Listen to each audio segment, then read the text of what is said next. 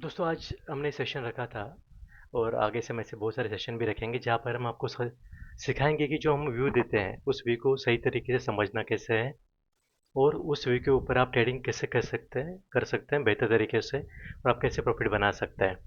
साथ ही साथ एक जो टेक्निकल की चीज़ है, एक टूल है जिसको मैं आज के सेशन में कवर करूँगा। कुछ टेक्निकल की इंपॉर्टेंट चीज़ें हैं जो मैं खास करके जब चार्ट देखता हूँ तब उन चीज़ों का इस्तेमाल करता हूँ, वो चीज़ें मैं आपके साथ शेयर करूँगा।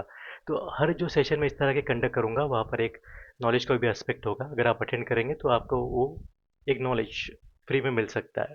तो जो भी कुछ मैंने सीखा है अपने ट्रेडिंग जर्नी में पिछले 17 16 17 सालों में, उसमें से जो छोटी छोटी चीज़ें हैं लेकिन जो इंपॉर्टेंट चीज़ें हैं वो आपके साथ शेयर करते जाऊँगा।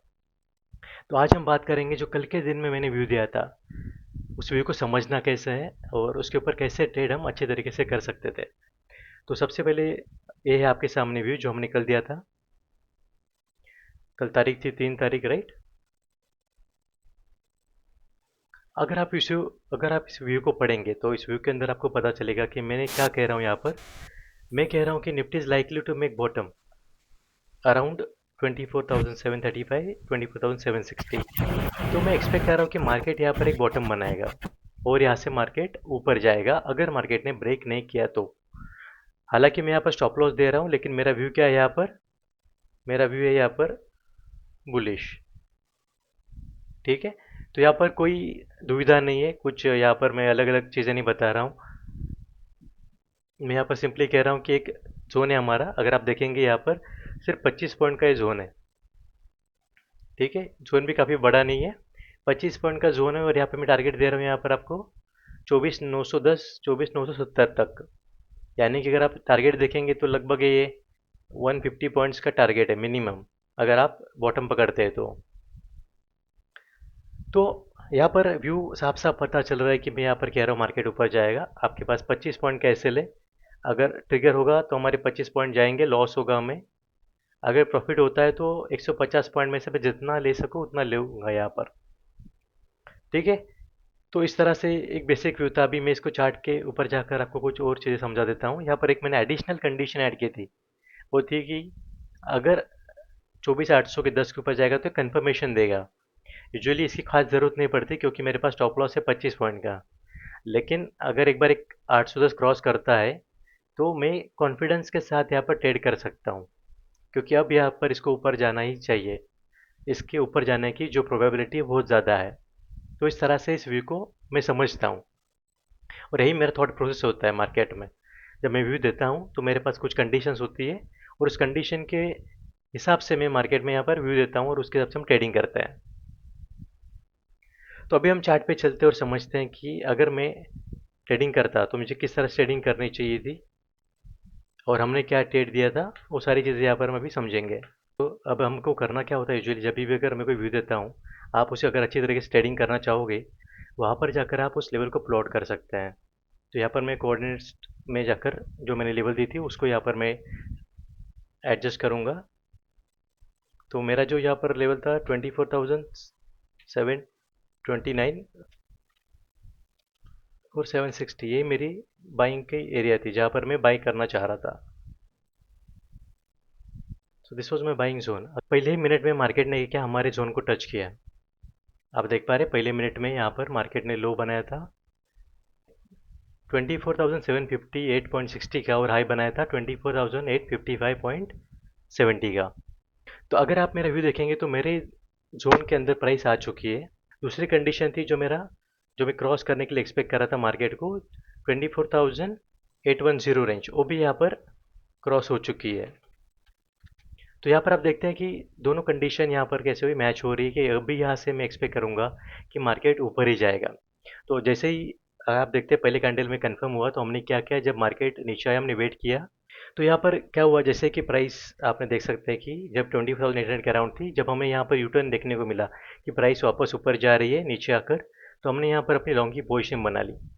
हमने अराउंड 100 रुपीज़ के अराउंड 24,800 का कॉल बाय किया था और हम एक्सपेक्ट कर रहे थे कि मार्केट अब 24,910 के आसपास जाएगा। लेकिन ऑब्वियसली मार्केट आपने बाय किया इसलिए ऊपर नहीं जाएगा। लेकिन आप अगर यहाँ पर एक चीज़ नोटिस करेंगे, अगर मैं 24,800 के अराउंड बाय कर रहा हूँ, तो मेरा स्टॉप लॉस क्या हो रहा है यहाँ पर, काफ़ी बड़ा हो रहा है। 24,729 का आपका एक्चुअल एसएल है। तो अगर ऐसे केस में क्या होता है, जब आपका स्टॉप लॉस आपको बड़ा दिख रहा है और यहाँ पर मैं थोड़ा सा एक कह सकते हैं कि बाइंग प्राइस से थोड़ा सा ऊपर जाकर कंफर्मेशन के साथ ट्रेडिंग कर रहा हूँ, एक्स्ट्रा प्राइस पे चढ़ के बाई कर रहा हूँ, उसे हम कहते हैं हमारे लैंग्वेज में स्टॉक मार्केट की। जब आप ऐसी जगह पे बाइंग करते हैं तो यहाँ पर आप पूरा क्वांटिटी में बाई नहीं करेंगे। अगर आपकी कैपेसिटी 4 लॉट की है, आप देख रहे हैं यहाँ पे स्टॉप लॉस बड़ा है, इन केस अगर मेरा व्यू गलत होता है तो आपको यहाँ पर 70 पॉइंट की हिट लेनी पड़ेगी।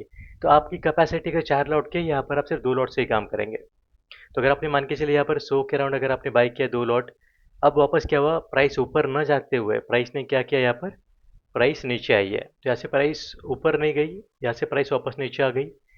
अब यहाँ पर एक चीज़ है आपके पास कि आप अगर प्राइस नीचे भी आ रही है तो आपको पता है कि प्राइस जोन में आ चुके हैं और आपका स्टॉप लॉस कितना बचा है यहाँ पर।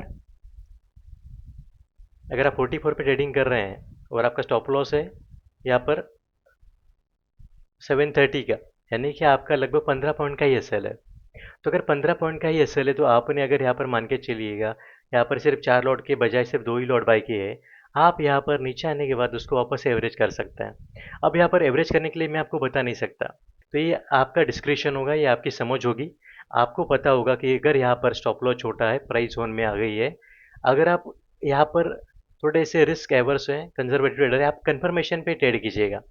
आप देखिएगा जोन में जब प्राइस आ रही है और यहाँ से रिवर्स हो रही है, आपको दिख रही है रिवर्स होते हुए, तब जाकर आप यहाँ पर आपका ट्रेड प्लान कर सकते हैं। अगर आपने इस तरह से ट्रेड प्लान किया होता तो आप देखेंगे कि प्राइस जो है कल के दिन में, हालांकि बहुत समय लगा है प्राइस ने ऊपर जाने के लिए, लेकिन इवेंचुअली जो प्राइस है हो गई है 24,905 तक। जो हमने 100 रुपये के अराउंड ट्रेड दिलाया था वो यहाँ पर 155 रुपये का हो गया था सेम डे में। तो यहाँ पर आइडिया ये है कि दोस्तों आप सेम पॉइंट पे सारा का सारा पैसा ना लगाइए। आपको समझना होगा, अगर मैं 24,800 पे बाय कर रहा हूँ तो मेरा एक्चुअल एसएल क्या है। अगर मेरा एक्चुअल एसएल बड़ा है तो फिर यहाँ पर रिस्क होगी। दूसरी चीज़ समझिएगा, अगर मैंने यहाँ पर अगर ट्रेल किया होता मेरे एसएल को तो इमीडिएट मेरा एसएल ट्रिगर भी हो जाता। हालांकि मैंने ऐसा इसलिए नहीं किया क्योंकि मैं थोड़ा समय देना चाहता हूँ प्राइस को सेटल होने के लिए। अगर मैं इमीडिएटली इस कैंडल के नीचे अपना स्टॉप लॉस रख देता 24,758 के नीचे, यूजुअली मैं करता हूँ, तो फिर प्राइस ने मेरा स्टॉप लॉस ट्रिगर किया होता। और एक कॉन्सेप्ट जो मैंने आपको लास्ट सेशन में सिखाई थी कि मार्केट जो है बहुत बार क्या करता है, पहले घंटे में हाई और लो मार देता है, और जब तक वो लो और हाई इंटैक्ट है मार्केट का डायरेक्शन कंफर्म नहीं होता है। तो ये जो लो था पहले घंटे में ही बना था, तो इसलिए आप थोड़ा सा समय दे सकते हैं प्राइस को। आपका एसएल है और प्राइस थोड़ा नीचे आती है तो कोई हर्ज नहीं है, लेकिन एक बार लो बन गया, जैसे ही अगर देखते हैं आप, अगर नई कैंडल शुरू होती है आर्ली की, तो फिर ये लो आपके लिए क्रूशियल बन जाता है। तो फिर आप क्या कर सकते हैं, आप इस लो के नीचे आपके स्टॉप लॉस को ला सकते हैं, क्योंकि जो लो पहले घंटे में बनाया जाता है, अगर मार्केट को ऊपर जाना है तो मोस्ट ऑफ द टाइम, ठीक है, most of the time market उस लो को नहीं तोड़ता है। तो आप अपने स्टॉप लॉस को इस कैंडल के नीचे ट्रेल कर सकते हैं, जैसे ही आर्ली कैंडल यहाँ पर नेक्स्ट चालू होती है, 10 बजे कैंडल चालू होती है। तो आप देखते हैं यहाँ पर प्राइस ने क्या किया, प्राइस ने यहाँ पर काफ़ी समय इस रेंज में खेलती रही और यहाँ से प्राइस इवेंचुअली ऊपर ही गई। तो छोटी मोटी चीज़ें अगर आप सीखते रहेंगे तो आई गेस इससे आपकी ट्रेडिंग बेहतर होती रहेगी। और जिस तरह से मैंने आपको आज कभी समझाया है, आपको उस तरह से ट्रेडिंग करनी है। अगर कोई ट्रेड में दे रहा हूँ और आपका एक्चुअल स्टॉप लॉस जो स्पॉट निफ्टी का है अगर काफ़ी आपको बड़ा लग रहा है, तो वहाँ पर आप क्या करेंगे, आपकी क्वांटिटी जो है उसको कम करके ट्रेडिंग करेंगे। आपके पास अगर 4 लॉट की कैपेसिटी, सिर्फ 2 लॉट से ट्रेडिंग करेंगे आप। और जैसे ही प्राइस नीचे आएगी, अगर आती है जोन के अंदर, तो आप उसको वापस एवरेज करेंगे दूसरे जो 2 लॉट बचे उनसे। ठीक है, आई होप चीज़ आपको समझ में आ गई है। अगर कोई कुछ सवाल पूछना चाह रहा है जो मैंने चीज़ समझाई, उसके ऊपर आप पूछ सकते हैं। Is it your 1 minute chart or 3 minute chart? Pratik ji, what I look at 1 minute chart. What you can do, you can look at 3 minute chart. Right now, I have opened 3 minute chart over here. But usually I look at one Okay. minute chart because that gives me an edge where I can plan trade. What I look at, usually I look at trend lines and I look at candlestick patterns. And also I look at certain zones which I usually teach in my OHLC box strategy. So once the price comes in the zone, I try and buy in that particular trade. Okay. Thank you. Hi Sumitji. No, last time what we were talking hmm about doing a future and a option which is there. Hmm I said I'll just update. We are on a live session again. हम्म मैंने दो lot option के लिए थे हम्म और एक lot मैंने future में लिया था hmm and I had hedged it with buying a put. So hmm my margin over there was 65,000 okay and buying two puts which was there. I had a margin of around 14,000 जो premium जो पे bye किया था मेरे को 95 पे करके मिला था. हम्म So fine, I exited both in profit. The as you said, like you take your call whenever you want to have an exit and all. तो मेरा थोड़ा कैंडल स्टिक पैटर्न का जो रीडिंग है उसके हिसाब से मैं निकल गया. मार्केट वेंट क्लोजिंग में मार्केट थोड़ा और भी ऊपर गया but I was happy with the profit what it is but then generally the purpose of speaking was that I think so option buying only is much better because जो margin future में लग रहे हैं I can buy more what you call मतलब option buying ज्यादा कर सकता हूँ वही मार्जिन के अंदर. बिल्कुल बिल्कुल so that was I was telling in last session आप मेरे व्यू को समझिएगा अगर मैं व्यू में कुछ क्लियर चीज़ें बता रहा हूँ तो आप ट्राई एंड आप कोशिश कीजिएगा कि आप ऑप्शन में ही काम करें और बड़े क्वांटिटी में काम कर सकते हैं इस सेशन मैंने पर्टिकुलरली इसलिए कंडक्ट किया क्योंकि मैंने खुद यहाँ पर 24,800 के आसपास पोजीशन बनाई थी अगर मैं 24,800 के पास आसपास पोजीशन बना रहा हूँ तो उसका लॉजिक भी दिया हाँ मैंने लॉजिक ये था कि मार्केट पहले ही कैंडल में मार्केट ने हाई मारा था करेक्ट 20,855 और मार्केट 50 पॉइंट की रिट्रेसमेंट के ऊपर मैंने यहाँ पर ट्रेड प्लान किया था हालांकि आइडियल ऐसा नहीं होता है तो हमें बहुत अच्छा ट्रेड मिल जाता मॉर्निंग में और वहाँ पर हम शायद थोड़ा बड़ा प्रॉफिट अर्न कर लेते नहीं लेकिन करेक्ट आपका प्रीवियस सेशन मैंने सुना था I was aware of that and I was mentally prepared with it तो आई थिंक सो मेरे को नीचे का मिला तो that was good and again I am still going conservative so I am doing 2 and 3 lots each. बिल्कुल आप इस तरह से काम कर सकते हो जब तक आपकी लेवल इंटैक्ट है व्यू के साथ जाइएगा व्यू समझिएगा अगर मैं कॉन्क्रीट भी दे रहा हूँ कुछ क्लियर कट चीज़ें बता रहा हूँ तो इट्स बेटर टू गो जी विथ ऑप्शंस आप वहाँ पर ऑप्शन बाय कर सकते हैं जहाँ पर भी थोड़ा सा कॉम्प्लिकेटेड है दो लेवल्स दिए हैं तो आप वहाँ पर फ्यूचर ट्राई कर सकते हैं या फिर और कुछ आपकी चीज़ें उसमें ऐड करने के बारे में सोच सकते हैं correct correct done done right thank you so much. Thank you और किसी को कोई सवाल चाहे कोई Hello, पूछना हाँ hello, Smith. I have a question. Yes Initially, I bought one lot at whatever the 90 or 94 range, and then when it bottomed around 79, I added 70 one more lot. And when it reached, probably I'm not able to exactly recall the supply level, maybe around 810 or something. Then it started reversing back. Hmm So that like I was not able to control the emotion. So I was keeping trailing stop loss and I exited. So, but when you're given the target of around 900 of 24,900, so how do we manage our emotions? Like you may be confident, but when I see like when it is reached the supply zone and it's reversing back, so I started closing positions. So I was in profit. So, but not I do understand. This is what yeah. happens with people usually, those who are trading in the market. Not just with you, sometimes this happens with me also. But you will have to believe in what you are doing. So I believe in my levels and I expect if I'm expecting market to go up, usually it goes up. So that's why I took last session where I mentioned all these things. If I am firm on certain things, then you should be taking more risk. If you are not able to, I mean, take that much risk, what you can do, you can understand and trade using candlestick and other things. Do you have any I mean, have you ever taken any educational course or something? Do you have any knowledge of Yeah, technical analysis? OTA is what I attended. Okay, you are OTA student, then you shouldn't be worried about this thing, right? As soon as you Uh, see, so this is the yeah. what Sorry, go ahead. yeah, so this was the again a good, wait a minute, where was that? So this was the demand, right, ideally, which was taken out, right? So Yeah, when price came back again, so this demand became a resistance for you, supply. So if price yeah. is bouncing from the demand zone or from my level and reaching to a supply and where the trend line confirmation is also there, in that also if you see there is a structure which is called, there is a candlestick pattern. If you see this is the dark cloud cover kind of pattern, you should have exited there, right? There are three signals which are showing the price is going to reverse from this point, not for whole day but at least some retracement might come, so you should have exited at this point.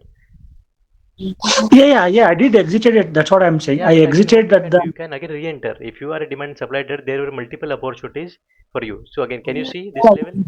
Yeah, Price in fact, came I down to this level. yeah. In fact, I had placed the orders, but it didn't come to close to my orders. So I had placed the orders in demand zone, so it didn't come to reach that level. So I just kept quiet. I was happy with whatever I got for the day, and I just kept quiet. That is okay. That is okay. If if your But will, what I meant is like you have actually given in a higher targets, but the emotions which gets played over, right. So I was not able to. So at that point when it's reversing, we thought let me come out of this. So maybe I don't know with like see that's going so that forward playing with yeah, yeah. more trades, I may get a confidence. So I just wanted No, to. see, usually I was not talking about Astro and other things, but now I'm talking about those things because people are not believing in these things, right? Last time I also told you, market is whatever going to happen in the market it can be predicted. Mhm. So that is why I'm giving all these levels, and you can observe these levels. Once you have confidence in these levels, then probably you can just hold your position for a longer period of time for a bigger targets. So you will have to Got understand your trade with us. Once you understand our research and the mhm. calls and the accuracy, especially when I am giving clear cut view, then probably you can trade and you can hold for a better targets. So it will take some time for you, or else what you Yeah. can do, you can keep trading in these zones, right? You are a Okay. demand supply trader, you can just keep buying and selling between the Okay. zones. Okay. Got it, Sumit. Thank you. Okay, thank you. Anyone else has any question?